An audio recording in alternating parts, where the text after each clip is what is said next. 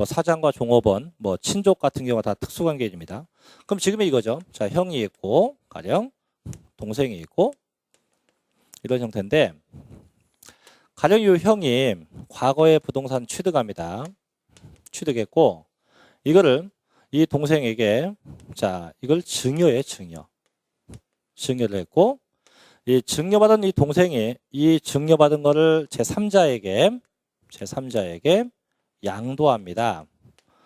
여기서 문제는 뭐냐면 증여받고 나서 양도할 때까지 이 시점이 5년 내에 걸리면 5년 내가 되게 되면 그때는 이 준자 이자를 뭐라 합니까? 증여자라고 해요. 증여자라고 하고 받는 애를 보고 뭐라 합니까? 수중자라고 하는데 문제는 이 친구가 증여받아서 5년 내에 양도하면 얘가 직접 양도한 걸로 보게 됩니다.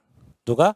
증여자가 직접 처분한 걸로 봐요. 다만 5년이 넘어가면 관계없어요. 5년이 넘어가면 우회양도에 해당하지 않기 때문에 그때 이 친구가 5년 넘어가면 이 수중자가 직접 양도한 걸로 보게 됩니다. 하지만 5년이 넘지 않으면 누가? 증여자가 양도한 걸로 봐요. 근데 지금은 보니까 뭐라 되어 있습니까? 그죠? 증여로부터 몇 년? 6년이 지났대. 그러면 5년이 넘은 상태이기 때문에 증여자가 직접 양도한 걸로 본다. 말이 맞지를 않는 거죠. 그래서 요걸 묻는 겁니다. 지금. 자, 일단 그게 정답일 것 같네요. 자, 두 번째 2번. 자, 갑입. 자, 양도한 토지가 법령에 정한 자, 비사업용 토지입니다. 이에 대해선 자, 보유기간에 불구하고 장기 보유 특별공제 받지 못한다. 저희가 이것도 이제 공부하신 분은 아실 건데요. 이 장기 보유 특별공제가 혹시 공부하신 분들 중에 자, 여쭤볼게요. 이 장기 보유 공제 있죠? 이 장기 보유 특별 공제가 될 수 있는 게 뭐예요? 종류가. 뭐 3년 넘었다고 치고 뭐 토지, 또 건물, 또 이게 끝이에요? 주택 포함하고 또 조합원 입주권. 요 세 가지가 장기 보유 특별 공제 대상이 됩니다. 토지 건물인데? 조합원이 올해 생겼어요. 그래서 조합원 입주권도 요번에 추가가 됩니다. 됐고, 두 번째, 반드시 몇 년 이상 보유? 3년 이상 보유. 3년 이상 보유되면서 반드시 등기돼야죠. 그죠? 이런 상태가 돼야만 이제 장기 보유 특별 공제가 가능합니다. 다만, 공제가 안 되는 것도 있죠. 공제가 자, 배제되는 것도 있다 이거죠. 배제. 첫째는 지금 나와 있는 뭔 토지? 비사업용 토지. 이 비사업용 토지는 쉽게 나대지라고 생각하면 됩니다. 그 다음에 두 번째, 미등기 양도했다. 미등기. 이런 경우는 절대 장기 보유 특별공제가 될 수가 없겠죠. 자, 특히 이제 올해 시험에 주의할 게 요겁니다. 장기 보유 특별공제가 종전까지는 토지와 건물밖에 없었는데 금년도부터 이 입주권이 이제 포함이 돼서 조합원 입주권도 장기 보유 특별 공제가 가능하게 돼 있다는 겁니다. 자, 좀 기억하시고요. 자, 세 번째. 자, 갑과은 소득세법상 특수관계인에 해당한다. 그죠? 항상 뭐 형제 또 뭐 직계 좀 빼고 친족 전부 다 특수관계인이 되고요. 네 번째. 자, 갑입 상속세 및 증여세법에 의해서 자, 시가 8억 원으로 평가된 토지를 을에게 7억 5천만 원에 양도했다면 양도 차익 계산 시 양도 가격은 8억으로 한다. 이게 뭐냐면 이게 이제 아까 얘기했던 이거 저가나 고가 양수 양도가 된 경우예요. 그래서 다시 한번 똑같은 말을 반복하는 거지만 특수관계인 간에 매매했다면 딱 요 두 개밖에 없어요. 얘하고 얘인데 요건 아까 했으니까 이제 요거 할게요. 자, 저가나 고가 양수 양도인데 이건 어떤 케이스냐면 이런 겁니다. 시가하고 실질 주고받은 대가하고 그 차이가 둘 중에 하나가 나면 무조건 그때는 시가를 가지고 매매가를 잡게 돼 있어요. 무조건.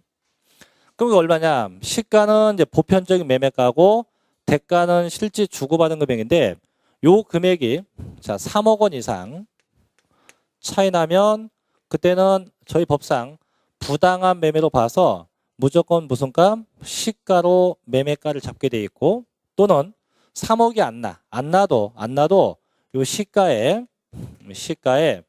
5% 이상 차이가 나도 이때도 부당한 게 되기 때문에 역시 마찬가지 뭐에 의해서 시가에 의해서 매매가를 산정할 수 있다는 얘기예요.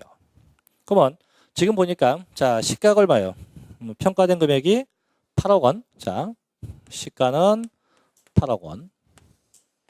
이고 자 대가 얼마? 대가가 7억 5천만 원. 자 대가가 7억 5천. 그럼 두 개를 비교해 보니까 시가하고 대가하고 차이는 지금 끽해봐야 얼마밖에 안 나요? 끽해봐야 5천만 원밖에 안 납니다. 그죠? 그러면 이 금액 요건에 해당 없네요. 그죠? 그럼 얘가 되나 봅시다. 시가의 5%가 넘는 거 찾아보자고. 그럼 시가가 8억 원이요. 8억 원에 5% 얼마인데? 8호 40. 얼마입니까? 4천만 원. 오, 4천만 원. 그럼 4천이 요게 기준 금액이고 요거 이상 차이 나면 무조건 부당한 게 되는 거예요. 그럼 지금 얼마 차이 납니까? 5천. 이 금액 넘어섰죠. 그죠? 그럼 이 금액을 오버했기 때문에 이 금액은 매매가로 볼 수 없고 무슨 값? 요 시가 8억 원을 매매가로 볼 수밖에 없다는 얘기예요. 그럼 결국은 맞죠. 그것도? 그래서 8억 원으로 한다. 저번 자 해당 토지가 미등기로 양도되면요. 무조건 몇 퍼센트? 70% 과세 대상이 되겠죠. 그래서 잘못된 건 몇 번? 1번. 요게 정답이고 항상 문제의 특성을 먼저 본 다음에 답을 찾는 그런 습관이 필요하겠죠. 자, 이제 문제 3번 가볼게요. 3번도 마찬가지인데, 자, 소득세법상 거주자가 2012년도에 국내 소재 부동산을 양도한 경우 양도 소득세에 관한 설명이다. 다음 중, 자, 틀린 겁니다. 1번. 자, 이 문제도 마찬가지. 이 문제는 이제 주택에 대한 비과세율을 아냐 모르냐 이것도 있고, 그 다음에 부담부 증여에 대한 문제를 함께 물어본 건데요. 자, 1번. 1세대 2주택을 자 3년 이상 보유한 자가 등기된 주택을 양도한 경우 장기 보유 특별공제 받을 수 있다. 아까 이 적어놨죠? 지원 누가 줬어? 아까 장기 보유 공제가 토지, 건물, 택자 보이네, 그죠? 주택. 예. 자, 몇 년 이상 보유한다고? 3년 이상 보유하고 등기돼. 그럼 지금 다 나왔어요. 그래서 주택이고 3년 넘었고 등기되면 장기 보유 특별공제가 가능하게 되어 있죠. 자, 두 번째. 1세대 1주택에 대한 비과세 규정을 적용함에 있어서 하나의 건물이 주택과 주택의 부분으로 복합되어 있는 경우 주택의 연면적이 주택의 면적보다 클 때는 전부 다 주택으로 본다. 그죠? 이게 이제 겸용주택에 대한 건데 아마도 이것도 알 건데요. 요건 참고사항인데 아까 받은 유인물 있죠?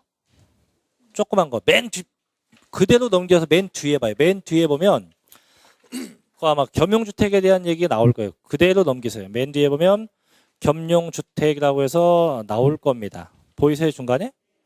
그래서 취득세 같은 경우는 어떻게 면적에 관계없이 각각 등록면허세 규정이 없다고 되어 있고 재산세는 한 동자가 붙으면 각각 한 구자가 붙으면 면적 비례라고 되어 있고 그죠? 자, 그 옆에 양도세 봐요. 양도세는 무조건 거기다 보다시피 면적을 갖고 판정한다고 되어 있죠. 그래서 저희가 겸용주택은 이런 거예요. 하나의 건물에 일부 상가, 일부 주택이 복합되어 있는 거예요. 그럼 이게 양도소득세의 경우는 이 주택의 면적, 즉 주택으로 쓰이는 요 면적이 뭐보다 상가 면적보다 크다면 이땐 전체가 다 주택에 해당이 되고 반대 주택의 면적이 상가보다 작거나 같다면 이때는 안 분합니다. 어떻게? 주택은 주택으로 보고 상가는 상가로 봐서 각각 안 분하게 돼 있어요. 근데 지금은 이제 문제에서 보다시피 주택이 더 크다고 했기 때문에 전부 다 주택으로 본다. 자, 세 번째. 요 문장이 이제 함정이었는데요. 자, 증여자인 매형이 자, 채무를 수증자가 인수하는 부담부 증여의 경우 증여가액 중 그 채무액의 상당한 부분은 그 자산이 유상으로 사실상 이전된 걸로 본다 이건데 이 부담부 증여는요. 일단 그 부담부 증여 얘기를 먼저 한 다음에 그 매형 얘기를 한번 해볼게요. 자, 부담부 증여는 증여와 양도가 동시에 발생해, 동시에. 어떤 얘기냐면, 자, 한번 예를 들게요. 자, 갑이 있고, 어떤 A가 있고, 은행이 있다고 가정합시다. 은행이 있고. 자, 갑이 A가 자, 빌딩을 하나 갖고 있어요. 빌딩을 하나 갖고 있다. 자, 이 빌딩 금액이 가령 5억 원이라고 합시다. 5억 원이에요. 현재 시세가. 그래서 빌딩을 담보로 은행에서 A가 거금 1억을 과거에 빌려왔어요. 빌려옵니다. 그럼 나중에 A는 갚아야겠죠. 근데 갚기 전에 그럼 은행은 1억에 대해서 이 빌딩에 뭘 설정해요? 빌딩에 근저당을 설정하겠죠.